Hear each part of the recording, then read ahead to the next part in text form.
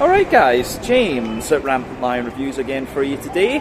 For this one, we are going to do another out and about video for you. So today I'm in Nottingham in the middle of England, which is home to Mr. Raggy, so a massive shout out to him. Unfortunately he's not joining us today though because he had his wedding vow renewal yesterday, so he's busy today. But yeah, we're here at Neon Raptor Tap Room in Sneinton Market. And Neon Raptor, of course, are probably the best known of the Nottingham craft breweries. But there's a very good scene here actually. There's a lot of breweries that you can check out. But this is one of the ones that I really wanted to tick off the list. But we'll do as we always do. We'll go in, we'll have a little look round, we'll taste some of the beers, and there will be a couple of special guests doing some tastings with me in this video. So I hope you enjoy this one. Let's get started. Yeah guys, so this is the outside of Neon Raptor here, and as I said, this is in Sneinton Market, which Harry tells me has been done up really nicely since he lived here a few years ago. I can't remember how long he said it was since he lived here, but yeah, when you come in you can see the tap room's really nice. They've got a few barrels over here aging some stuff, which is kind of cool, but yeah, you see it's a really nice just little setup they've got here. I believe the brewery's just kind of over behind this. I don't know if we'll maybe get a wee sneaky look at that later, but yeah, very kind of simple setup actually. The fridge is over here. Yeah, you can see they've got their office and the bathrooms and stuff down there, so I mean it's a really quite simple setup on one of the ends here. So yeah, there you can see the Neon Raptor Brewing Company sign. But yeah, they've got this lovely little outdoor bit, and you might recognise these two reprobates up here. So we've got Mr. Adam of Mersey Beers and Harry. Hello. So we're going to get started on the first tasting, which will be the Neon Lager. So looking forward to this. Alright guys, well, time for tasting number one here then at Neon Raptor in Nottingham. So yeah, we're going to go with something that I think will be a very good starting point. So this one is simply called Neon Lager, comes in 4.7% ABV, and as you can see it's a sort of Helles type lager, this one. So when it poured, it had about a half finger of a frothy kind of cream coloured head, lovely kind of pale golden straw colour, and yeah, it looks pretty good I have to say. A little bit of natural haze to it, a few bubbles going up and things. It looks good. One thing I will point out is if you hear boing, it's either Adam and Harry being silly behind me, or it's this guy who's walking around with his kid. It's quite funny. Well, that one was Harry. Right, but yeah, anyway, let's have a little smell of this one and see what it's all about. They're going to sit and do this for the whole tasting now, you just know it. Yeah. Alright, anyway, yeah. So aroma-wise, it's quite, it's kind of as you'd expect, to be honest with you. It's quite it's very difficult to get that really authentically German aroma out of these beers unless you're using German malts, and to me this one smells like it might be English malt rather than German, because it just smells a little bit wetter, but you have, as you would expect in a sense, it's just different, the aromas are coming out in different ways. So there's a little bit of kind of fresh white bread crust in there, you've got fluffy white bread of course, a little bit of a sweeter kind of biscuity quality as well, and yeah, I mean that's what you would expect from a kind of Helles lager beer, this one. Yeah, I don't think there's much more to say about that. There's a little tiny touch of woodiness to it, a little bit of biscuit as I said, wee bit of fluffy white bread, a little bit of bread crust. Yeah, on the hoppy side of things, it smells quite nice. A little bit of earthiness in there, quite a nice bit of bright floral character, and then you've got some wet grassiness too, which I think is really nice. So yeah, I do like how this pieces together actually. Yeah, in terms of the fruitiness, again, it's what you'd expect. There's a little bit of like a sultana, kind of peary note to it, maybe a wee touch of fresh green apple. Yeah, I think this goes together pretty damn nicely, I have to say. So yeah, the only thing left to do really is to taste this one. So this is called Neon Lager, just L-A-G-A, 4.7% ABV, quite obviously a Helles type lager beer. Let's get stuck into this one. Slàinte, skål.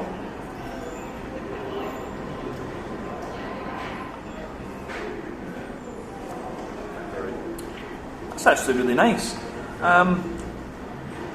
I mean, the whole intention with this beer is that it's just straightforward and drinkable, and the reason I wanted this one is, at the moment, to be honest, I am a little bit more into my lagers than I am to my IPAs and kind of stouts and things like that. I'm going through one of these phases where it's all about the lagers and the kind of big, more brown sugary beers like Doppelbocks and quadruples and stuff like that. But this is nice. It's definitely different to what you'd find in Germany or the Czech Republic, of course, but that is due to the English malts, I guess. I've just seen on top of the bar, you know, they've got a bunch of Simpsons malt in there, which is of course English, so I was right. But yeah, let's break this one down and kind of explain the flavour a little bit more in depth. But as I say, it gives you everything you'd expect.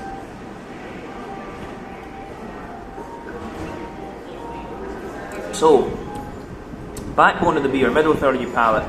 Lovely little bit of fresh white bready bread crust. On top of that, you do get a little bit of a kind of wholemeal brown bready character as well. There's a little bit of a more, kind of fluffy. There's a bit of a fluffier white bready character coming out of it too. And then on top of that, you get the kind of McVitie's digestive biscuit. You know, it's in the dead centre of your palate. There's maybe a little slight hint of like honey or a more concentrated biscuit, but yeah, more grainy biscuit coming out beyond that. At the back third of your palate, the flavours are quite similar. A little bit of drier bread crust, wholemeal brown bready layers a little bit taller, the white bready layers a little bit taller, and then yeah, a wee bit of the kind of dry biscuity character just goes over the top of that.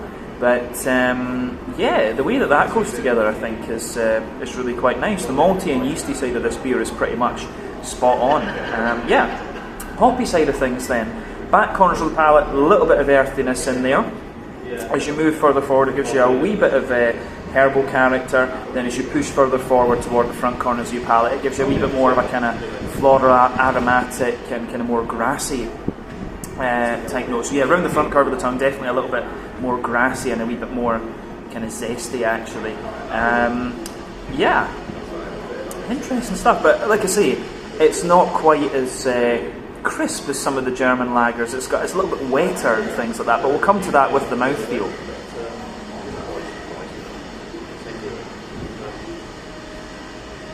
Very easy to drink, which is what you want. So, with the front third of your palate, you've got a little bit of bread crust underneath. You've got a little bit of a more white bready character there. Then you get that nice oily bubble where the fruity esters roll the way out of the beer, and it's kind of as I suspected it would be from the aroma. You've got a little bit of like sultana, you know, dry white green grape at the back of that front third of your palate, that front third of your tongue, yeah. And as you move further forward, you get a bit more of a kind of oily pear sort of thing. And as you move into the kind of front tip of the tongue, it gives you more of a. It gives you a little bit more of a kind of. Yeah, it does give you that little bit more of a kind of lemony, limey type note actually, which is interesting. Mouthfeel wise, this is kind of interesting. This is kind of toward the top end of light-bodied, bottom end of mid-bodied for me. The carbonation is. Carbonation's really smooth in this one, of course, which is what you expect. It's a bit more of a wet and oily lager beer, this one, rather than anything else.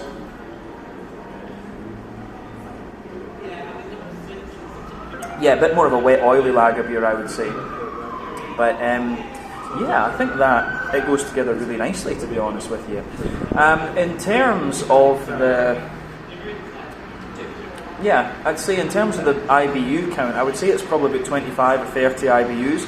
I think 25 is a bit more realistic with this one, to be honest with you. It doesn't strike me as being as bitter as Pilsner Urquell or something, and that, of course, is a 30 IBU beer. The malt base, like we said, is a little bit smooth, nice bready character, and you've got a wee bit of sweetness on top of it. So, overall, a really nice lager beer, this one, but definitely tastes a bit different, as I say, because of the English malts, and it's a wee bit more kind of oily as well. But yeah, quite impressed with that one. Really nicely done. So, yeah, this was the Neon Lager, 4.7% ABV, obviously like an English ingredients take on a kind of German style Helles lager. And at the end of this tasting, just for Harry, we'll say boing. Alright guys, so let's have a little look at the tap list here at Neon Raptor then. So we'll just go through it numerically as you do. So yeah, the Neon Lager, which is a kind of Helles type lager from what I understand. Crushing Blows Session IPA. I Don't Want to Be a Cowboy with Pomona Island. That sounds quite interesting. Don't see too many wit beers around.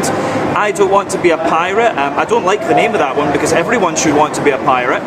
But yeah, Pineapple Session IPA. moving over then, they've got the Slushosaurus Cherry Slushy Sour. Then at number 6, the Blueberry Raspberry Cinnamon Berliner Weisse.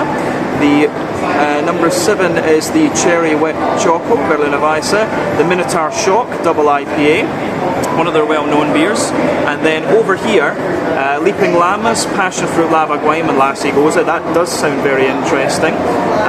Then number 10, Rubber Dinghy Rapids Double IPA. That caught my eye because I like the name of it.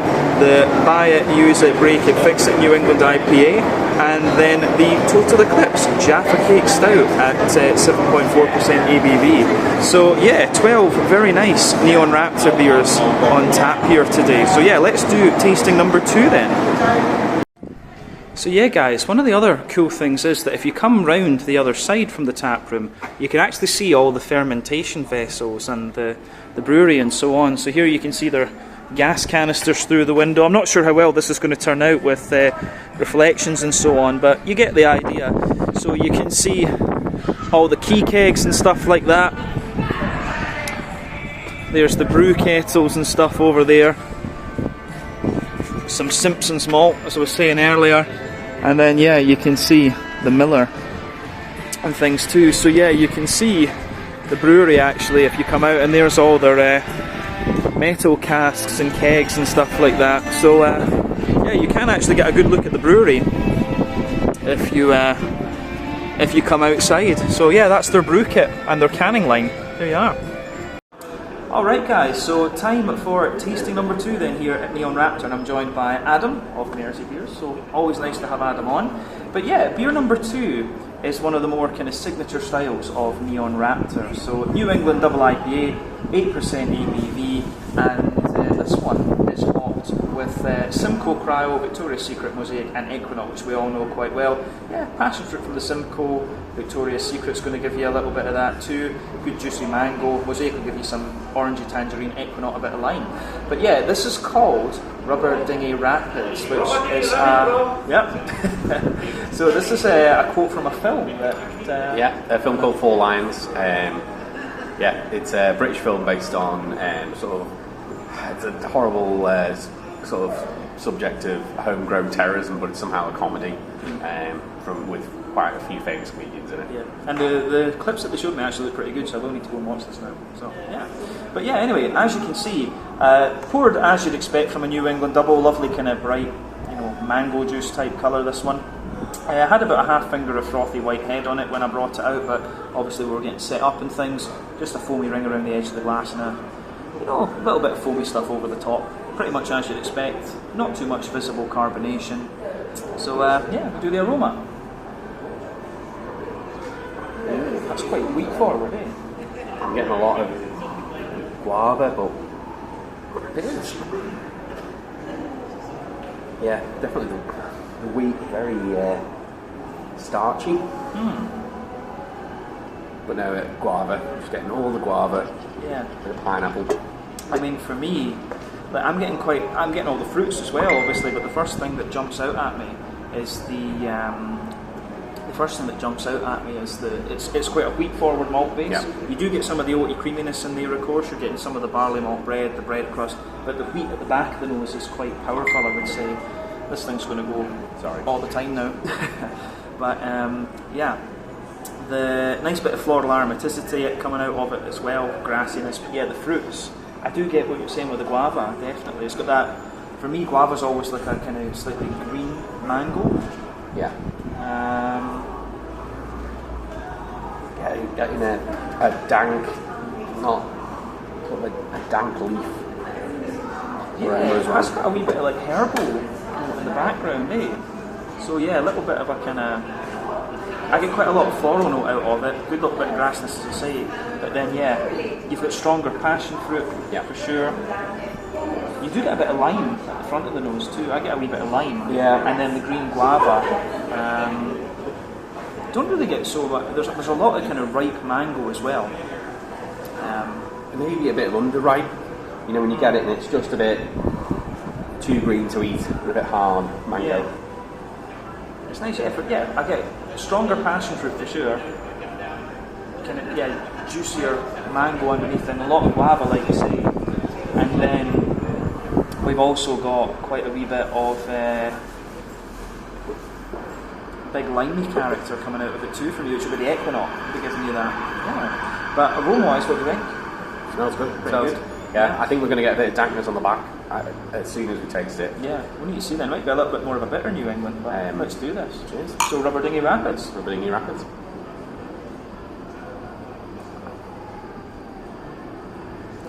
Very underripe mango initially. I get quite a bit of earthiness out of that as well. At the end, yeah. A bit of peach. A bit of white peach. It's quite... It is herbal on the back. Yeah, you get a bit of herbal earthiness out of this in the back. That's interesting. Neon Raptor beers are always interesting. You know, you can often find with like certain breweries that they have a sort of signature to the malt base. So they'll be a bit more wheaty leaning, a little bit more oaty leaning. But with Neon Raptor, it's a bit more varied, I would say. Yeah, I think yeah. With obviously IPAs, double IPAs, triple IPAs being their signature, being the hazy ones, I think they try and get as much variety as they can out of those styles. Yeah, no, that's it. I mean, it's this one to me, like on the flavour, feels as if it's quite yeast forward, and I wonder if that's where some of the herbal and earthy characters are coming from. It should also be noted that this is the rebrew version. You rebrewed this a couple of years ago. I originally brewed this a couple of years ago, I think, and then this has now come back for 2023 with the Raptor tour, which they're doing around the UK at the moment. This is one of the beers that was voted in. Yeah, that was good though. So for me, malty backbone of this, fresh kind of brown bready bread crust, a little bit of brown bread on top, fluffier white bread. You do get a bit of the denser wheat in there. Dark wheat though. It's not quite as... This is one of the things, this beer does actually vary from the aroma quite a little bit. Because the wheat is nowhere near as present in the flavour, I think, as it was in the aroma.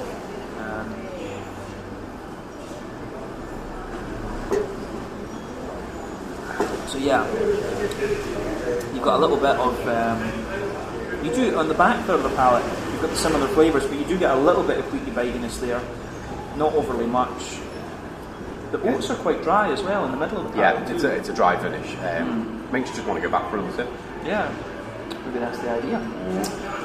Not too. It doesn't have too big a sweet component either, I would say. No. And also as well, I don't think it's that citrusy. It seems to be more tropical and stone rather than any citrus. We're coming for us because we need Rubber Dinghy. Yeah. So no, but it's nice. So the malt base is. It's definitely more of a. It's got a little bit of a farmhousey element to it, which is. I get an element of smoked as well. I don't know if that's coming from the malt or. Yeah, like woody or crackery. Yeah. I get. Yeah, it's interesting that. What do you think about the green component we were talking about? As I suspected, it is. There is an element of dankness to it, but it is very tart dankness, if that makes sense. I mean, for me, back corners of the palate, you've got that earthy thing and the herbal note, and that's where I get the smoky thing that you're talking about. Yeah. And then, a little bit more floral on the front corner, toward the front corners of the palate, and it does have a bit of a, I don't know if I'd say, tart, but more like zesty. It has a little bit of a zesty kind of character to it. And then the grassy side of the beer around the front curve of the tongue is quite zesty too. It's just interesting. It's zesty, but I say I don't think the citrus levels of this is really low. Yeah. I mean, it really is interesting, this one. The earthy herbal thing and the sort of more, you get this like woody crackery character in the aftertaste from this beer, from the yeast, I think, and the smoky thing that Adam was talking about too is kind of interesting. The front third of the palate and the fruits, what do you think? It's definitely that guava, as we mentioned before. It absolutely dominates the fruit end. It's fruit central for me. And then obviously you get an element of pineapple as well. Yeah. Peachy characteristics too, I do get. It has this kind of sharpness to it.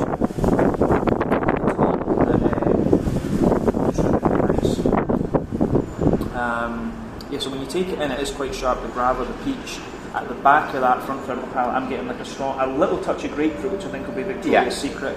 Then you get the passion fruit out of it, and then you get a more juicy mango, but the guava and the peach sit kind of on top of that. And there's the front half of that front third of the palate's lime for me, the Equinox. Yeah, I think the lime for me though it's very much background flavour. It's not. It's as we said, guava and peach dominate it. You've got the very hint of lime at the end, and I say that's probably the height of the citrus nature of this beer for me.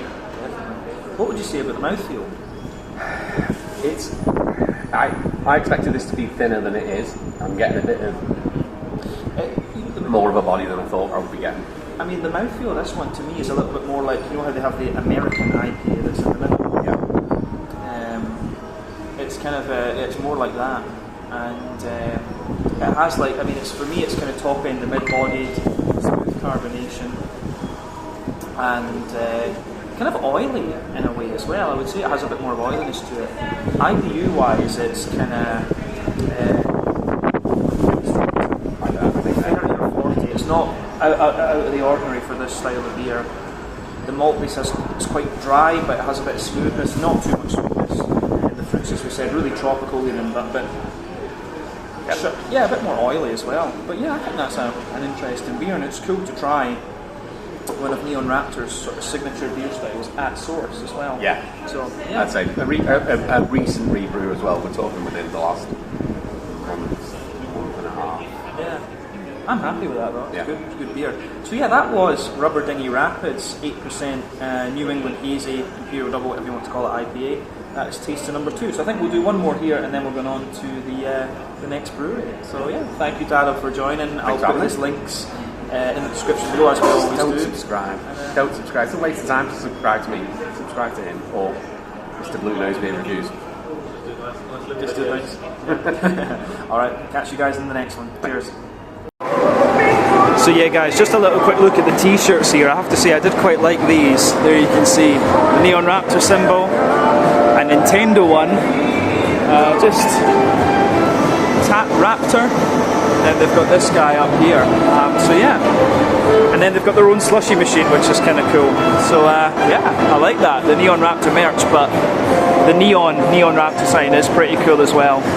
So Harry, what have you got? Slushy sour. And it did have a little bit of a pointier thing on it, but then it fell down just like Harry. Slipped, yeah. So, straw. Is it straw feels so wrong. Yeah. Is it succulent and lovely? Succulent. And lovely. Are you happy with it? Well, not the straw. Not through the straw. All right, fair enough. That's that. So this was what was it? Cherry Slushosaurus, cherry sour. All right, there you are. So there you are. You've seen Harry sucking beer through a straw. All right, guys. Well, it's time for my third and final tasting then here at Neon Raptor in Nottingham. So we're going to go to the sour side of the spectrum for this one, and we're going to have a look at Leaping Llamas. So this one comes in at 5.2% ABV, and it is a passion fruit, guava, and lime Lassie Goza, and that was the main reason this one kind of caught my eye. You don't see too many beers from English breweries that are called Lassie Goza, and of course it reminds me of the Bianca series from Omnipollo back in Sweden. So I was really curious to see what this was going to have in store for us. I was going to do one of the stouts, but the stout that was on tap finished, and it was only 7.4%, so I wanted to try one of the Imperial Stouts, because for me, Neon Raptor are best known for Imperial Stouts and for New England Hazies. I've seen a few sours from them, but not all that many, so I think this might well be the first sour beer that I'm trying from them, but all fruits that I like, so it should be nice. But anyway, as you can see, the beer itself has poured a lovely kind of quite rich mixed tropical fruit juice colour. Not too much in the way of visible carbonation with this one, but you kind of expect that from one of these Lassie Gozas. When it came out, it had like a quarter finger of a frothy kind of cream coloured head, but you can see this one is pretty much hazy as hell. And remember, the colour of your beer depends on the different types of malt that you use, any adjuncts you put in, barrel aging, and all these kind of things. So yeah, the colour of this beer, to be honest, with the fruits that are involved here, is kind of what you'd expect. It's probably got a bunch of oat and wheat and things like that in it as well to give you the kind of natural haziness. But it looks the part. It definitely looks the part of kind of passion fruit, guava, and lime Lassie sour beer. So yeah, let's have a wee look at the aroma of this one and see what it's all about. Yeah, straight away with this one, guava and lime kind of jump out the glass at you all the way. You can smell the kind of juicier and softer passion fruit behind it too, which is great. Yeah, aroma-wise, it's kind of what you'd expect. The thing is, with these kind of modern sour beers, they're not the most complex beers in terms of like flavour profile or aroma profile, but if they're done nicely, they're just great. They're just really, really nice to drink. But I mean, for me with this one, you can smell underneath, you've got a little bit of, you do have a little bit of bread crust and a little bit of white bread, but you've got a lot of like, that kind of yogurty element out of, you know, that petit filou type thing. It reminds me of the apricot munch bunch yogurts that my mum used to put in my lunchbox when I was a wee boy. There's a lot of that going on in this one, so you can smell that. There's maybe a tiny little bit of a kind of Werther's Original butter candy, butterscotchy sort of thing going on, and that's really nice as well. Yeah, I think on top of that, there's not much else to say about the malt base in this one. Just going by the aroma, I don't think there's hops in this beer either, and as I've said to you in many videos before, it kind of depends on what you want to do. Adding hops into sour beers can give you a little bit more depth of flavour, but at the same time it can take away a little bit of sourness, and that's why back in the day the likes of Rodenbach and the Huize breweries and things like this, the blenderies over in Belgium, they tended to add older hops into the beers because they'd lost a little bit of their alpha acid potency. But yeah, with this one, you still get a little bit of like grassiness and stuff out of it, maybe a tiny little hint of floral character, but that is placebo, I would say, with this one. But the fruitiness, we've covered the sharp guava, the lime is in there as well, quite a zesty lime I would hasten to add. Then you've got the passion fruit behind that, so the guava and the lime are definitely the more pungent of the fruity components in this beer. But let's have a taste of this one then and see what it's all about. So yeah, this is Leaping Llamas, 5.2% ABV, or my last beer here at Neon Raptor. Sláinte.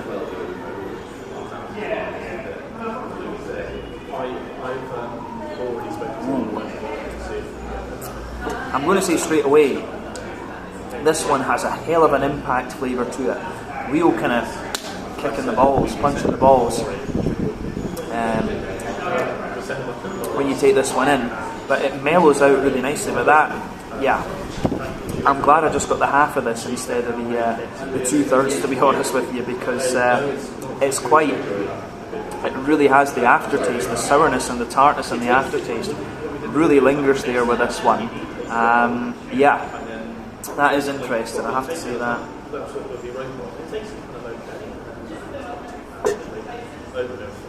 That is a nice beer. Second taste is a lot more mellow, if you like. So be prepared with this one. If you have this beer, this is going to have one of the sharpest impacts I think you might come across in the beer. I've just noticed it just started raining just in front of me, so yeah, that's going to be fun when we walk to Liquid Light. But yeah, this is nice. Yeah, where do we start with this one then? The beer itself, the flavour is quite similar to what I've described in the aroma, to be honest. The backbone, you've got a little touch of bread crust, a bit of smooth brown bread in there, but then you've got a more dense white bready character, but then you have a lot of yogurty character, which is going to be coming from the oats. It's like that petit filou sort of thing. As I say, apricot munch bunch yogurt, so that's what you're getting in the middle of your palate. There's maybe a tiny little touch of like a Werther's Original butter candy, butterscotchy type note coming out of this beer as well. Yeah.